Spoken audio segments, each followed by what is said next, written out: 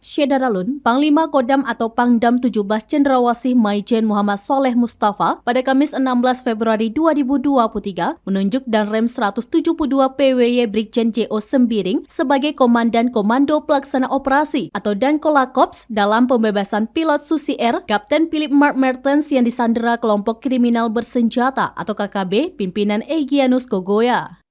Dan Kolakops TNI nantinya akan berkoordinasi dengan Operasi Damai Kartens yang dipimpin Kombes Faizal Ramadhani. Sementara Brigjen JO Sembiring yang baru ditunjuk sebagai Dankolakops menyatakan siap untuk menjalankan misi pembebasan Kapten Philip bersama-sama dengan seluruh komando operasi atau koop yang ada. Menurutnya, TNI bersama kepolisian akan berupaya maksimal untuk memulangkan Kapten Philip dengan selamat. Seperti diberitakan sebelumnya, KKB pimpinan Egyanus Kogoya menyandera pilot Susi Air setelah kelompok tersebut membakar pesawat Susi Air di lapangan terbang Paro pada Selasa 7 Februari 2023 pagi. Keberadaan pilot Philip Mark Mertens pun hingga kini masih menjadi tanda tanya. Sementara Kapolda Papua Irjen Matius D. Fakiri menyatakan saat ini Kapten Philip ada di tangan Egyanus Kogoya, namun lokasi persisnya belum dapat dipastikan.